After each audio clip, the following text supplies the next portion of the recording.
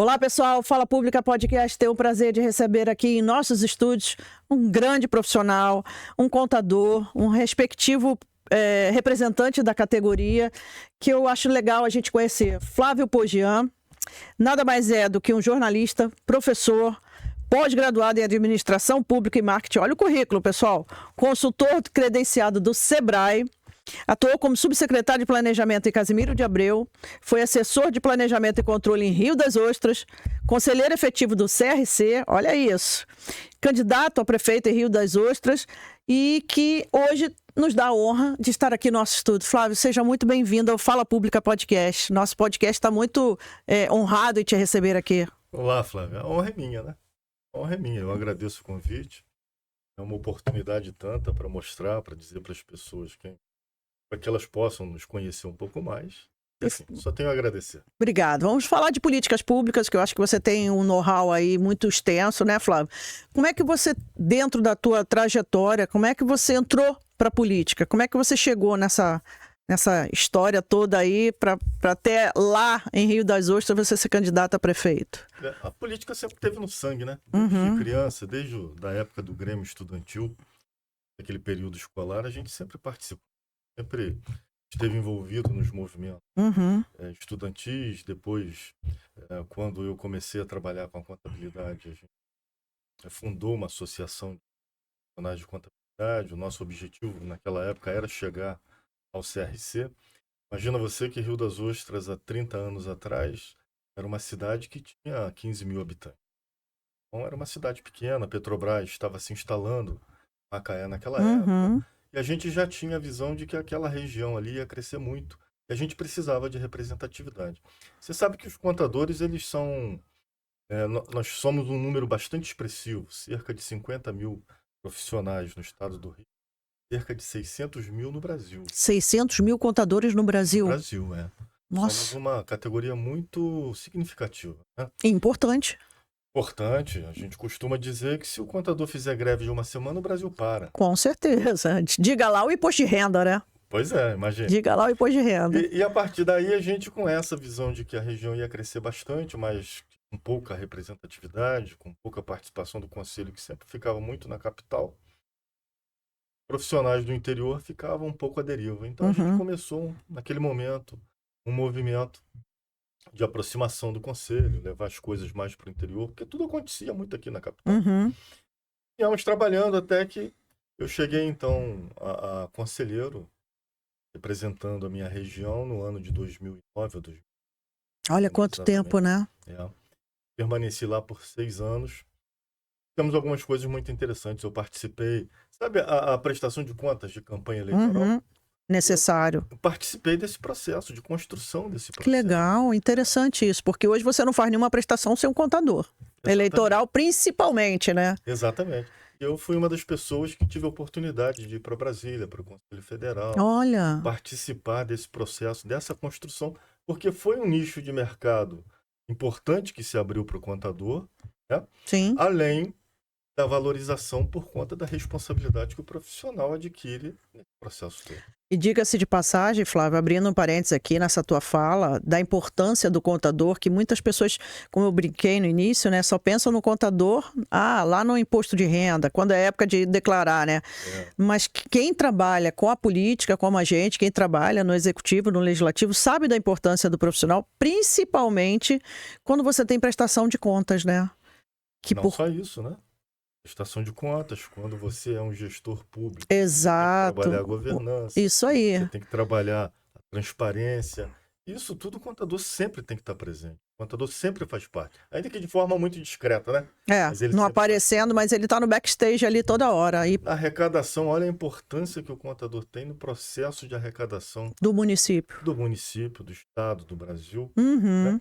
Eu costumo dizer para os meus clientes, costumo dizer para as pessoas, o problema do Brasil não está na arrecadação, na administração. Né? O problema nosso não é falta de grana, modo como a gente gasta a grana. E o contador é sempre muito importante nesse momento. Eu acho legal você falar sobre isso, Flávio, porque nós temos aí hoje um Rio de Janeiro com problemas de caixa. né? A probabilidade de termos um déficit de 19 bilhões para o próximo quadriênio é terrível, né? E o orçamento já está apertado e vai ficar pior ainda, né? Essas são, pelo menos, as expectativas faladas no cenário atual. E aí, eu queria saber de você, dentro desse teu universo, dessa contabilidade, como é que você enxerga o nosso estado do Rio de Janeiro? O estado do Rio de Janeiro, assim como a minha cidade, Rio das Ostras, são entes muito ricos. Rio das Ostras, por exemplo, tem um orçamento de 1,5 bilhão. 1 bilhão? 1,5 bilhão. Mas nós temos uma parte muito antagônica nesse contexto todo, que é uma população muito empobrecida. Nós temos um estado muito rico, mas temos uma população muito empobrecida. Eu coloco isso na conta de uma coisa chamada custo Brasil. A máquina pública custa muito caro. Muito caro. Muito caro. Muito caro. Né? Os nossos amparos sociais, os nossos projetos sociais também custam. E isso acaba, às vezes, fazendo com que o nosso gestor tenha que fazer algumas opções. O gestor está ali para isso, para gerir. Então, ele precisa escolher. Em determinados momentos, ele vai, claro, fazer uma escolha que beneficia a população ou que beneficia alguma ação que ele considera importante dentro do contexto daquilo que julga importante na gestão pública. E aí vai deixar outras, né, desamparadas. A gente costuma dizer que isso daí é como jogar bola de gude. Quando a gente era criança, a gente tinha Bota 3 buracos ali, né? Uhum. Aí você tampa 2 buracos, mas um vai ficar exposto, aí você tampa aquele outro. Vai ficar. O lençol é curto. O lençol é curto. Então, é mais ou menos isso. Mas é como eu te falei antes. O nosso problema não é de arrecadação. O que se arrecada é generoso, é uma quantia, né, importante, é uma quantia muito significativa. Mas está muito mais na questão das escolhas que a gente faz, da gestão, do Dos modo gastos. como a gente usa a grana para poder fazer acontecer. Você falou de um dado agora muito importante, principalmente para quem não conhece Rio das Ostras. É um município pequeno, tem uma arrecadação até superior às outras capitais aqui, mais próximas, né? Que quase 1 bilhão ao ano, como você disse, né? E dentro desse universo de Rio das Ostras, o que está faltando de política pública ali para a gente poder, né, chamar a atenção para o gasto devido, né, Flávio? Porque, como você acabou de falar também, é uma população ainda empobrecida, né? Rio das Ostras, falei, há 30 anos atrás, ela tinha 15 mil habitantes. Hoje, oficialmente, pelo IBGE, tem 160 mil. É muita gente. Cresceu assim, barbaramente. Nossa. Mas a administração, a máquina pública, ela não consegue acompanhar essa velocidade. Natural. Faz parte. Não é nem por conta do gestor. Também é por conta do gestor, mas é natural porque você sabe como é que funciona um processo licitatório, né? É demorado, você tem todo um trâmite a percorrer, você tem que passar pela questão orçamentária, né? Depois precisa de aprovação da Câmara, aí precisa que o financeiro se realize para você executar aquilo que você planejou. Então, tem tudo isso. E Rio das Ostras, com esse potencial todo, acabou num processo migratório muito grande. Pessoas mudaram para lá. Então, a população cresceu e a cidade cresceu de forma muito desordenada. E a gente precisa hoje para melhorar o que está ali. A gente tem problemas com trânsito, cidade pública, problemas com saúde, a gente tem segurança, né? Todos esses problemas que todas as cidades têm. Acho que talvez em Rio das Ostras pudesse ter um efeito mais reduzido para a sua população. Precisa repensar muitas coisas em Rio das Ostras. Né? Precisa repensar a forma como se gasta o dinheiro e aplicar verdadeiramente onde a população está precisando. Para você ter ideia, quando eu falo da mobilidade, é importante a gente falar do transporte público. Nós não temos um transporte público adequado na cidade de Rio das Ostras. Rio das Ostras é a única cidade no Brasil cujo serviço de transporte municipal é realizado por vans. Que isso? Nós temos uma empresa de ônibus. Eu não sabia. Nós não temos uma empresa de ônibus em Rio das Ostras? Não temos uma empresa de ônibus em Rio das Ostras. Nós temos permissionários de vans que fazem o serviço de uma empresa? que fazem o serviço de uma empresa. Nossa, isso é muito complexo, né? Muito complexo. Porque a gente ainda tem aí, não sei se ainda existe ou se já existe lá o poder paralelo, né? Existe, claro. É, o Existe. poder paralelo dessas explorações de vans. Existe. Quer dizer, você tem uma população que não tem ônibus, tem van, ainda passa pelo poder paralelo, né? Quer dizer, tá faltando uma política pública aí de transporte e de mobilidade urbana urgente, né? Nosso trânsito não comporta mais os horários de, né, muito congestionamento. A gente não tem rodovias alternativas a Amaral Peixoto, que corta a cidade. Onde a cidade cresceu, né? A cidade cresceu à margem. Pois é, isso que eu ia falar. Ela foi para os lados, né? Ela foi se deslocando para as laterais. Exatamente. Até pouco tempo atrás, a gente tinha um percentual de apenas 30% dos imóveis em Rio das Ostras regularizados. 30%. Até pouco tempo. Agora esse percentual deve ter melhorado, deve ter aumentado um pouquinho. Mas vamos dizer que hoje seja 50%. 50% é fruto de ocupações irregulares, 50% com ocupações regulares. Quer dizer, nós precisaríamos também trabalhar um pouco no Instituto de Terras, né? No ITERJ, para viabilizar o que está faltando na regularização dessas terras, né? Impacta diretamente na arrecadação. Claro, porque a partir do momento que você tem terras irregulares invadidas ou ocupações irregulares, não paga o IPTU, não paga luz, não paga água, e vem aquela série de, né, consequências de uma arrecadação que continua pobre, né? Exatamente. Para você ter ideia, o maior bairro da cidade, ele tem cerca de 30 mil habitantes. 30 mil habitantes. 20% quase da população. Esse bairro, ele foi idealizado como um grande loteamento por um banco, não me lembro o nome do banco, mas era de uma instituição bancária, e muitas pessoas compraram lotes ali. Quando o Rio das Ostras, você trocava um lote por uma bicicleta, um lote de terra por uma bicicleta, né? Trocava por uma caixa de bombom, como a gente costuma dizer. E ali aquilo ficou perdido, e aí a população, as pessoas foram chegando e foram ocupando e foram ocupando. Então, assim, não é um processo também muito fácil a Não, regularização disso, imagino. não. Porque naquele bairro ali, a maior parte é de alguém... Que adquiriu através desse banco. Exatamente. Pessoas privadas, né? Uhum. São de pessoas privadas. E aí a legislação já imputa algumas coisas que tornam o processo mais difícil. Dificulta bastante. É. E dentro desse universo da política que você foi trabalhando, ô Flávio, por que o contador ainda não tem essa visão, digamos assim, da população? O que está faltando? Porque, como eu disse, o contador é sempre aquele cara que está no backstage, ele está sempre segurando o empresário, a empresa. Deu ruim, chama o contador. Deu ruim, chama o contador. Não foi eleito, chama o contador. E o que está faltando para a gente dar uma visibilidade maior para essa categoria? Parafraseando o Nelson Rodrigues, contador burro nasceu morto. Né? Nelson Rodrigues tinha uma frase assim, né? O Nelson Rodrigues dizia que o homem fiel nasceu morto. Eu costumo dizer que o contador burro nasceu morto. Você não vai encontrar contadores desempregados. Nunca. Não encontra. Porque sempre tem uma área, sempre tem um nicho de atuação. O que acontece, Flávio? O profissional da contabilidade, ao longo do tempo, ele se acostumou, ou ele se posicionou sempre à mesa, sempre sentadinho ali na mesa. Ele não sai para influenciar, ele não sai para mostrar o produto do teu serviço, o resultado do seu trabalho. Para você ter ideia, a OAB deve ser dessas organizações a instituição mais forte, política, estratégica, né? No Brasil.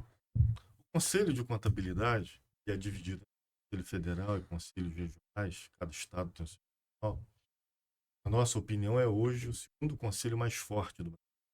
Primeiro por conta da nossa população, que é gigantesca. Por conta dessa letargia que a gente vem deixando para trás.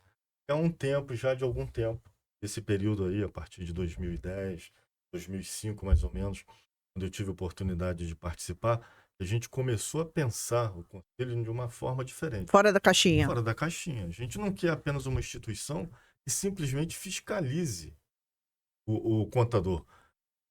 Eu digo que não simplesmente porque a função principal e a razão do conselho existir é essa. Sim. Né? Mas o conselho pode fazer muito mais. Para você ter ideia, o Conselho do Rio de Janeiro, ele oferece aos seus profissionais de contabilidade cursos gratuitos. cursos que numa instituição como a Getúlio Vargas, por exemplo, você pagaria 2.000, 3.000, 4, 5.000 reais. Conselho de contabilidade você encontra gratuito. Basta você ser contador, estar regular. Você participa dos treinamentos, participa da atualização, né? Nova performance. Então, aliado a isso, a gente começou a fazer uma série de movimentos na sociedade para que o contador siga se colocar. O contador fosse melhor, fosse mais respeitado numa instituição, numa repartição pública, por exemplo, quando ele fosse lá pleitear a abertura de uma empresa. Abertura de uma empresa significa muito para o município, Claro, significa muito claro. para o Estado, Prioridade. dinheiro que vai entrar. O contador tem que Prioridade. ser tratado com tapete vermelho, não é verdade? Sim. Mas durante muito tempo a gente não tinha essa consciência. A partir daí começou a surgir essa consciência e a profissão e o profissional começaram a mudar. Começaram a aparecer um pouco mais, mas ainda tem muito para conquistar, né? Tem muita coisa que a gente pode fazer. Muita coisa que a gente ainda tem que. Você acha que começou esse movimento maior depois da necessidade realmente da prestação de contas eleitoral? Não, esse movimento já vinha antes, já antecede. Bom, que bom, né? A prestação de contas eleitoral foi um nicho de mercado que a gente encontrou para ofertar mais trabalho e também para engrandecer ainda mais a profissão. Eu acho legal porque a gente fala de prestação de contas eleitorais, o Flávio, porque muitos candidatos, mas assim, que eu conheço assim, a grande maioria tem dificuldade de encontrar o contador eleitoral, né? E eu conheço pessoas que tiveram as suas candidaturas impugnadas por contas eleitorais, quer dizer, devendo, pessoas até famosas no mundo artístico, etc., devendo pouquíssimo, miséria. Nem, vamos lá, nem R$1.000 a pessoa estava devendo e teve a sua candidatura impugnada por conta de justamente a ausência de um contador eleitoral ou, quiçá, alguém que pudesse dar uma orientação melhor, né? É pertinente, isso é verdade. Pois é. Então, dentro dessa estrutura que a gente tem hoje, políticas públicas voltadas para esse segmento, o que seriam interessantes? Da prestação de contas? Não, contador. Do contador? Não, o contador, como eu te falei, o contador... Ele tem piso? Ele pode atuar em várias bandeiras. Tem piso. Tem piso. Já é um ponto. É um ponto. Mas a gente, por exemplo, olha, a gente pode atuar em várias pontas. Você tem a área pública, extremamente importante, extremamente necessária no contexto Brasil que vive. Né? A gente está vivendo um momento em que a população clama por transparência, a população clama por firmeza daquilo que é colocado por parte dos nossos entes políticos. Você tem a iniciativa privada, que é onde o contador também atua fortemente. Eu costumo dizer que o contador é o médico das empresas. Sim. Uma empresa doente não vai render nada, além de prejuízo. Sim. E o contador, é o quando cara bem alinhado com a gestão da empresa, sabe dar o caminho necessário para que a empresa tenha melhores resultados. Né? Você tem a parte pedagógica, muitos profissionais atuam. Não? Contador universitário, contador nível médio, contador dos cursos de extensão, é uma área extremamente ampla. Você tem a auditoria. Fantástico. Auditoria super importante, que também atua na área privada, também atua. Sim, no setor público. No setor público, né? Hoje muito mais do que antes, exatamente. E hoje com muito mais importância do que nunca. Né? E você tem o perito. Você tem o perito contábil. Perito contábil. Muito chamado também pela justiça. Exato. Para mediar, para apontar caminhos. Os conflitos nos processos em que encontram divergências matemáticas ou de contas, né, em geral. Exatamente. Flávio, e outra coisa que as pessoas têm muita dúvida: o técnico e o formado. Qual é a nomenclatura hoje que a gente chama? Quem é quem nessa história? O técnico e o bacharel. Isso. O técnico é aquele formado a nível médio. Eu comecei a minha carreira profissional como técnico de contabilidade. Né? Então, eu fiz o 2º grau, técnico de contabilidade, fui ao conselho, fiz o requerimento do meu registro e comecei a trabalhar. Um tempo depois, lá na minha região, surgiu no município de Macaé a Universidade Federal Fluminense. Polo avançado. Sou muito grato ao município de Macaé por isso. Da mesma forma que eu sou grato ao município de Rio das Ostras, que tem uma política muito interessante, que era de fornecer o transporte para aqueles alunos que não tinham condição De de ir para estudarem. Macaé estudar. Oh, que legal. Então, assim, eu tive a oportunidade, eu tive a bênção de passar, naquela época, no vestibular, Uhum. mas eu não tinha a estrutura necessária para ir e voltar para Macaé todos os dias. Aí o município de Rio das Ostras ofertava ônibus que levava os estudantes Olha, para que Macaé. legal. Mas também era só aquele horário, né? Era no horário da noite, né? É. Os cursos eram noturnos. Eu trabalhava o dia inteiro, imagina. Sou filho de família simples, Fábio. Meu pai motorista, minha mãe dona de casa. E eles sempre diziam pra gente assim, mas com uma estrutura familiar muito forte, sabe? Sim. A nossa estrutura familiar sempre foi muito sólida, muito forte. Minha mãe, pessoa sempre muito reta, sempre dura com as coisas. Uhum. Mostrar como as coisas deveriam ser certas, né, pra Uhum. gente. Já que o meu pai vivia viajando, viajava muito. A minha mãe tinha Que fazer- cuidava da casa. minha mãe tinha que fazer os dois papéis, né? Papel de mãe, papel de pai, a hora que meu pai não estava presente. Então, imagina, a gente muito humilde, uma família simples, trabalhadora. Eu comecei a trabalhar muito cedo. Eu, com 15 anos de idade, eu já trabalhava. Já ajudava no orçamento familiar, não porque eles pedissem, Uhum. mas porque eu me via na obrigação de fazê-lo. Éramos uma família de 5 pessoas. Pai, minha mãe, 2 irmãs. E você? E eu era o filho mais velho. Então, já saí para trabalhar muito cedo. Eu com 15 anos de idade, grandão, 1,80 m de altura, meu pai chega para mim e diz assim, meu filho, tu tá virando um homem, né, cara? Tá na hora de trabalhar. 15 Com anos. 15 anos. Então eu trabalhava o dia inteiro E à noite? e estudava de noite. Meu pai me arrumou um emprego numa lanchonete.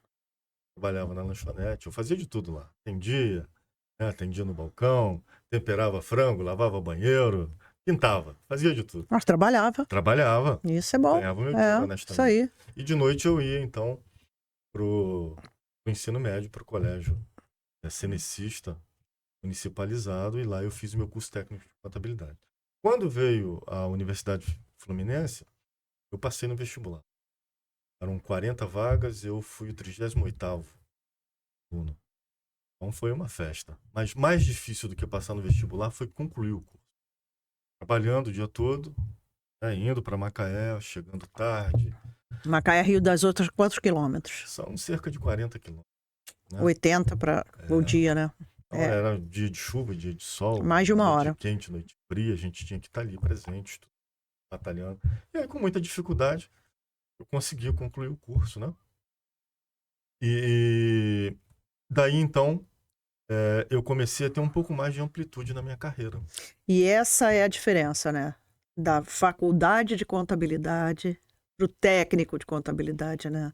Que as pessoas têm essa dificuldade de enxergar a contabilidade, que todo mundo acha que todo técnico é contador, Não.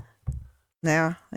Eu acho legal a gente falar isso, que esse profissional da contabilidade é aquele cara que fez a faculdade.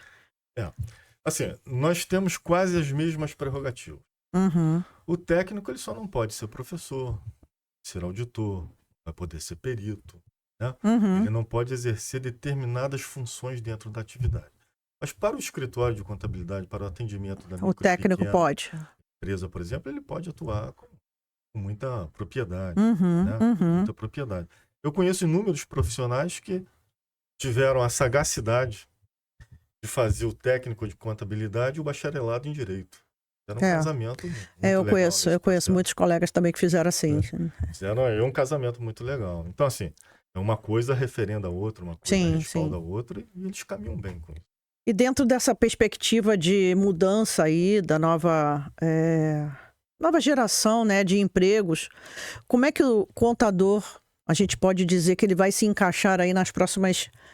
Porque a gente tem a IA, né, batendo na porta, a inteligência artificial aí, quase que ignorando algumas regras básicas de ética profissional.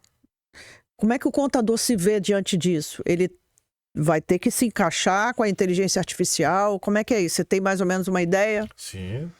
Semana passada, faz 10 dias mais ou menos, nós participamos de um evento da contabilidade lá em Búzios, chamado Conte em Rio. Evento que levou vários palestrantes de renome. E vários palestrantes falaram sobre isso. Né? Uhum. Falamos sobre reforma tributária, falamos sobre essa questão da evolução da tecnologia diante da profissão.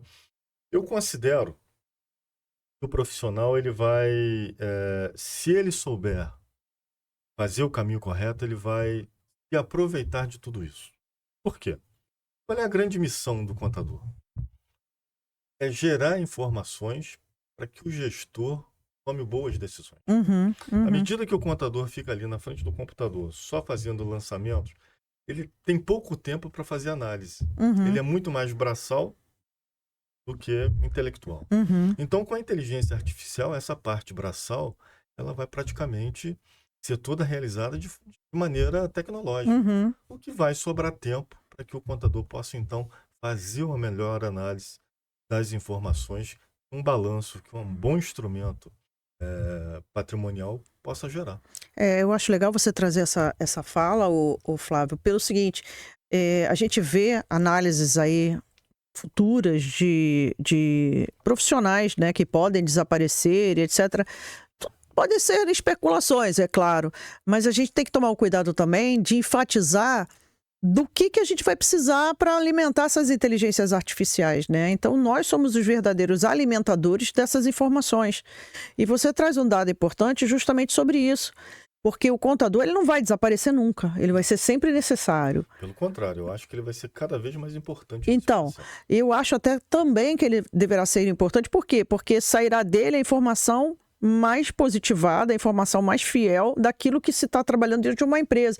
O diagnóstico, você não vai poder só lançar dados, porque você lançando dados, você pode também estar omitindo dados. Sim. Né? E o diagnóstico final, eu acho que sempre, não sei, posso estar errada, mas eu acho que sempre prevalecerá a mente humana. Apesar da gente falar de contabilidade, de cálculos, que são matérias exatas, mas o fornecimento de informações, elas também dependem de um ser humano que está atrás daquele teclado. É quem toma a decisão. Exatamente. Né? Né? Então, a tomada das decisões, a inteligência artificial generativa, né, que a gente fala, né, ela vai também trabalhar em conjunto com esse profissional contador, mas ela vai ter que ter as informações profissionais alimentadas. Sempre. E esse é o papel do contador. Exatamente. E dentro desse contexto aí que a gente está falando de contabilidade, você também tem uma pasta suscetível à área, né, que você já atuou, como também sustentabilidade, a pauta da sustentabilidade, né? Traz um pouquinho para a gente dessa sua área aí. Quando eu tive a oportunidade de atuar como secretário de Planejamento em Casimiro de Abreu, a gente teve uma preocupação. A gente tinha muita preocupação com isso, porque Uhum. Casimiro de Abreu é uma cidade histórica. Sim. Né? Talvez não tenha o valor que a história Devidamente, dar, né? Pudesse reconhecer. o reconhecimento que a história pudesse dar, mas Casimiro de Abreu tem uma história muito importante, principalmente em Barra de São João. Foi onde o Casimiro de Abreu morou, onde a gente tem muitas construções Antigas. da época ainda, antigas. Tem uma igrejinha lá, que é referência, né? Uhum. A igreja onde Casimiro de Abreu, inclusive, está sepultado. E aí, naquela ocasião, naquela oportunidade, quando eu passei lá pela prefeitura, nós pilotamos 2 projetos muito interessantes. O primeiro foi a questão da desburocratização da legalização de empresas. Fundamental. Levamos para lá uma delegacia da Junta Comercial. Naquele tempo ainda não era tão tecnológica como hoje. Ainda Era papel. Era papel, então dependia ali da repartição, dependia do setor instalado ali. E, paralelamente, a gente trabalhou a legislação da micro e pequena empresa no município. E com um cuidado especial da preservação patrimonial, porque Barra de São João, então, vinha sendo devastada. Ninguém quer prédio velho, ninguém quer prédio antigo. Né?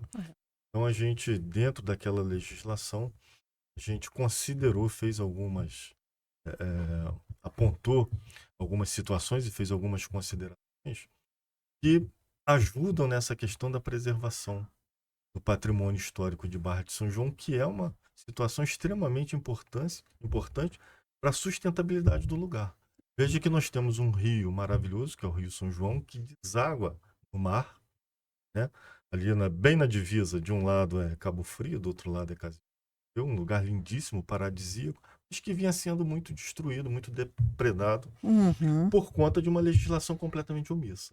Quando a gente amarrou algumas pontas ali, o município começou a ter uma outra visão, uma outra proposta de trabalho em Uhum. relação a essas questões da sustentabilidade. Porque ali pega a questão ambiental, pega a questão patrimônio histórico, pega o desenvolvimento dos negócios, né, que Uhum. são importantes, os pequenos negócios são importantes.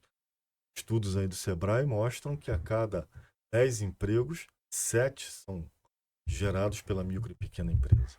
Então é importantíssimo Sim. demais o incentivo, né, do pequeno empresário. E isso é uma coisa, Flávia, que não vai mudar. Isso é uma tendência.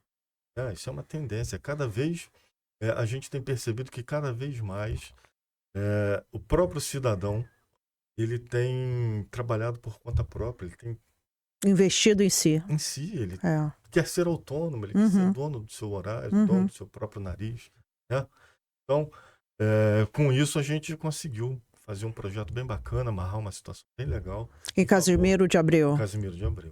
Eu acho legal você falar isso do micro e pequeno empresário e do que a população hoje se transformou, né? Depois da pandemia, a gente viu muitas pessoas se reinventarem, né? E isso traz a preocupação também do mercado informal, né? E essa contribuição paralela também do micro e pequeno empresário muda de acordo com os locais. E aí você vê o incentivo em algumas regiões maiores do que outras, né? Como você disse, você levou a delegacia da junta comercial para o município que até então não tinha, né? Você vê a preocupação que, na ocasião, vocês tiveram de fazer isso legalizado. E pasme você, quando nós fizemos em Casimiro de Abreu, a gente, uns 3 anos antes, a gente tinha ofertado a delegacia da junta comercial para o município de Macaé. Uhum. O município de Macaé ficou interessado, mas não fez. Uhum. Foi empurrando. O dia que nós fizemos Casimiro de Abreu, 6 meses depois, Macaé fez. Macaé fez, Rio das Ostras fez, São Pedro da Aldeia fez, Cabo Frio fez. Olha, quer dizer, você iniciou ali um projeto propagador, né? Exatamente. Que foram outros municípios copiando aquela coisa que era boa, né? Exatamente. E eu acho legal você falar sobre isso também, Flávio, porque a preocupação hoje do legislador é realmente o emprego, né? Nós temos aí alguns dados que informam a queda do desemprego, mas você ainda vê muita gente no mercado informal. E isso não contabiliza para emprego, né? Um emprego hoje é emprego de carteira assinada, o empregador público, e que a gente tem esse paralelo ainda que ainda precisa ser alcançado. Esse pessoal precisa de políticas públicas de apoio para o pequeno e médio investidor. Precisa. Eu acho até que essa pesquisa ela devia ser colocada sempre de uma outra forma. Se fala muito do emprego formal, da carteira assinada. Quando eu fui candidato a prefeito, por exemplo, a gente mapeou os principais problemas da cidade, acredite você, que a questão da subsistência, a questão da sobrevivência, a questão financeira, era uma das últimas colocadas na pesquisa. A principal era? A principal era a saúde.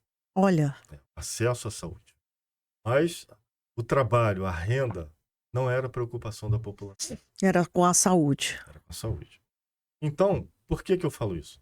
Porque enquanto se mede muito a questão das carteiras assinadas, a gente devia medir, na verdade, a ocupação. Uhum. Porque às vezes a pessoa não tem uma carteira assinada, mas ela tem ocupação. Exatamente, é isso que eu acabei de falar para ti, né? O pequeno e o médio trabalhador que está no mercado informal. Exato. E isso não é contabilizado. Não é contabilizado dessa forma, né? Uhum. Não é estudado, não é estatisticamente colocado dessa maneira. Uhum. Então era importante, de repente, dar uma olhada diferente nesse contexto para se desenvolver política. Falar lá em Rio das Ostras, 30 anos atrás, a gente conhecia todo mundo. Hoje, vou no mercado, por exemplo, para encontrar um conhecido é difícil, né? Muita gente. Mas os semáforos, sinais de trânsito da cidade, todos eles têm 2, 3 pessoas ou vendendo bala, ou pedindo dinheiro, ou tentando de alguma forma ali levar o seu sustento. Chefe de família, são mulheres com crianças no colo, são crianças de 10, 8, menores de idade. Isso tudo chama a atenção e me preocupa muito. É preciso ter uma política pública voltada para isso. E Uhum. isso não é só Rio das Ostras. Rio das Ostras é só uma amostra desse contexto gigantesco que é Rio Exato, de Janeiro. exato. Né? Aqui na cidade, aqui na É o capital, nosso universo diário. pessoas morando na rua, Uhum, né? Aqui embaixo mesmo no prédio ali, é uhum, um dormitório. uhum, Então é preciso ter uma política mais firme em relação a isso. uhum, Como é preciso ter uma política mais firme em relação à segurança, em relação aos cuidados com a saúde, uhum, né? Não apenas deixar no entendimento do gestor. uhum.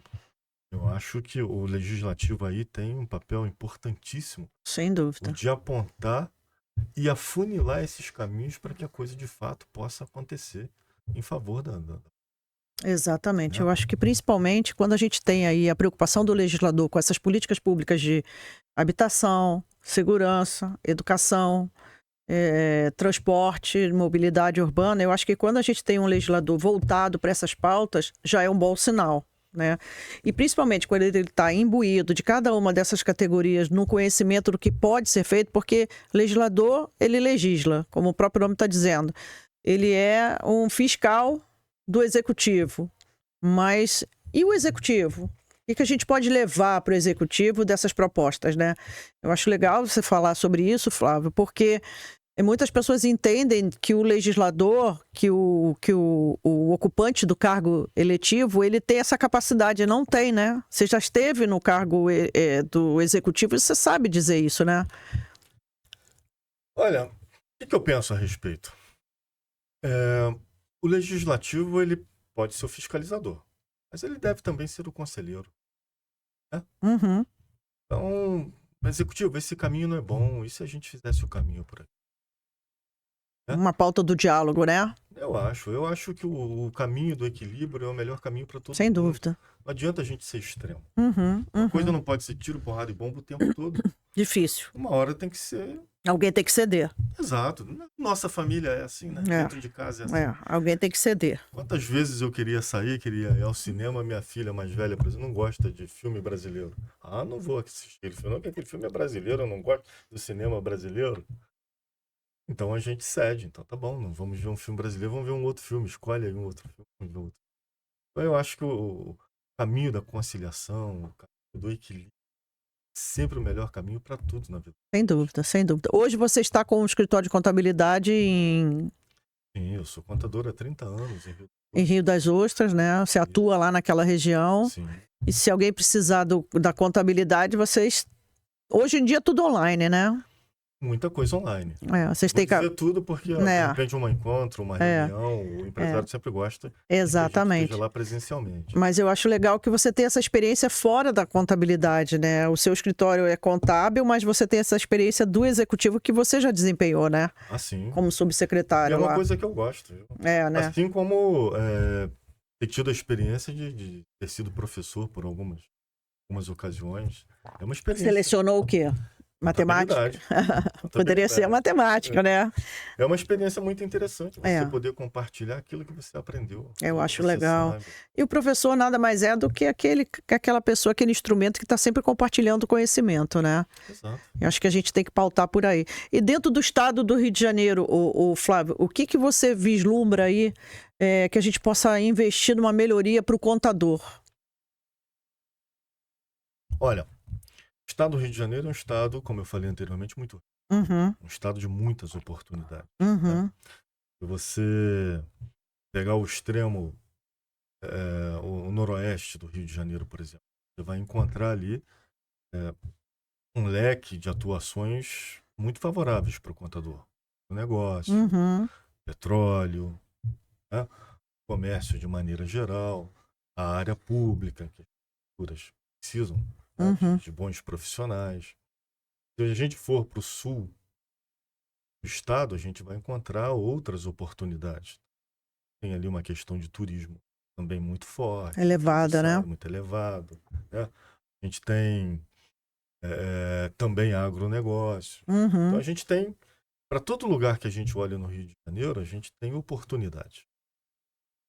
Agora, o que a gente precisa fazer para que o contador realmente assuma tudo isso? Primeiro, é fazê-lo entender a importância que ele tem nesse contexto todo. Uhum. É a primeira coisa. Ele tem que se conscientizar da importância que ele tem dentro desse contexto. E depois é ocupar os espaços que nos são destinados. Né? E o espaço do contador deve ser ocupado por contador. E Perfeito. contador qualificado, contador Perfeito. preparado para estar ali naquele lugar. O que você chama de contador preparado? Quando o contador se qualifica, quando o contador não para de estudar, não fica perdido no tempo, acompanha a evolução tecnológica, Eu- e sabe que só fazer um DARF, só fazer uma guia de pagamento Não é o não é suficiente. mais o suficiente, que essa época já passou. Que Uhum. o contador agora é muito mais um consultor, é muito mais um conselheiro, né? Contábil. Do gestor, do que qualquer outra coisa. E você acha que a gente falta ainda políticas públicas voltadas para esse segmento, né? Ah, muita coisa, muita coisa. Eu vejo, o Flávio, porque é uma profissão, como eu sempre olhei em volta, você sempre precisa de um contador, mas você não enxerga onde é que ele está. Você tem um amigo contador? Você tem um amigo contador? Tem um amigo contador? Mas ele sempre existiu, ele sempre esteve ali. Mas como você disse, ele sempre viveu, né, às margens, dando aquele suporte. E eu acho que com esse avanço tecnológico, eu acho que ele ficou mais... eu posso estar enganada, mas eu acho que ele ficou mais evidente, não ficou, não? Sim, com certeza. O contador Porque... hoje ele é apresentado de uma outra forma. eu acho que ele tem hoje um papel muito mais de mola propulsora dos negócios do que antigamente, né? Antigamente ele era... Você era aquele só cara que, como você disse, produzia as guias para pagamento. Hoje em dia tudo é online. Você não tem preocupação com nada, entre aspas, a não ser, chegou a data do recolhimento de tal imposto, daquilo dali para pagar isso, pagar aquilo. E que se você não tiver, como eu te perguntei ainda agora, uma pessoa atualizada, responsável por novas tecnologias, você afunda uma empresa, né? Porque o contador ele não vai ficar mais só preso a números. Uhum. O contador hoje ele tem que entender de marketing. Ele tem que entender da gestão de informações do negócio. Ele tem que entender da gestão de processos. Né? Então ele não oferta só a contabilidade. Vai ofertar essas outras coisas no conjunto da obra, porque isso tudo hoje faz parte. Né? O marketing digital avançou de forma absurda. Se um contador não entender minimamente de marketing digital, como é que ele vai orientar o seu cliente no aumento do faturamento da empresa, por exemplo? Exato. Então ele precisa entender minimamente, precisa saber, precisa conhecer pelo menos as ferramentas para indicar ao seu cliente, não, aqui você se dá bem. Essa ferramenta aqui eu tive uma experiência ruim. Acho que você vai gastar dinheiro aqui com bobagem. À toa. Eu acho que falta ainda, o Flávio, essa visibilidade, essa luz em cima do profissional, né? Justamente por conta dessa preocupação hoje que a gente tem somente de enxergar números, né? Exato. Mas isso também convenhamos, né? 500 anos de Brasil, né? Ainda está faltando ainda um andamento, né? Exatamente. Então, como dizia minha mãe, fruta nunca amadurece de um dia para o outro. E entre o plantio da semente e o fruto que dá no pé, ainda tem o tempo, né? Flávio, se porventura alguém quiser procurar o Flávio Pogian, por onde acha? Me acha no Instagram, me acha no Facebook, me acha no WhatsApp, pode dizer o nome? Claro, deve. Olha para cá, fala com o teu pessoal aí. Ó, pessoal, querendo me encontrar no WhatsApp, olha, pessoal, querendo me encontrar no Instagram, no Facebook ou no WhatsApp, 2299-717-1818. E o seu Instagram, qual é? @Flávio Pogian. Pogian com 2 Gs. Com 2 Gs. Não podemos esquecer. Para a gente terminar, Flávio, você tem uma trajetória muito bacana de vida política, né? De vida pública. O que você diria para o Flávio que estava lá começando o curso de contabilidade lá atrás? É preciso acreditar. É preciso sonhar, é preciso acreditar. E mais do que isso, é preciso trabalhar para realizar. A gente só realiza o nosso sonho quando a gente trabalha firme, trabalha duro e tem um propósito. Eu acho que isso é fundamental, né? A gente tem um propósito, né? Nada na vida a gente faz sem um propósito, né, Flávio? Exatamente. Porque se a gente prestar atenção, tudo que hoje a gente conquista através de uma proposta, de um propósito. Sem isso, a gente não consegue agradar nada, né? Chega a lugar nenhum, né? Não chega a lugar nenhum, né? Flávio, quero te agradecer, dizer que foi um prazer ter você aqui nos nossos estúdios do Fala Pública Podcast. As portas estão abertas. Volte quantas vezes você quiser. Olha que eu sou espaçoso, hein? Não, pode vir. Aqui a gente tem um canal aberto com os nossos amigos e a gente sempre deixa a porta aberta para voltar. Quero te dizer que é muito importante essa sua fala sobre contador, sobre o profissional da contabilidade, porque, como eu disse desde o princípio, a gente enxerga só aquele profissional na hora que precisa, na hora que tem o famoso entrega do pagamento do imposto ou da entrega da declaração de imposto de renda. Mas a gente tem esse profissional todo voltado, como você colocou aqui, na área pública, né, na gestão pública, o profissional contador dentro de uma empresa, como ele é fundamental, a participação dele da mídia, do marketing, né, do marketing profissional ali dentro. E se você não tiver uma preparação, uma qualificação, você se perde dentro desse universo de números que hoje está tão facilitado pela inteligência artificial, né? Verdade. Então é isso aí, muito obrigada. Pessoal, Fala Pública Podcast fica aqui por hoje, agradecendo imensamente ao nosso amigo e dizendo que MediaCast by Sun está aqui te esperando. O nosso estúdio está com portas abertas para você. Até a próxima semana.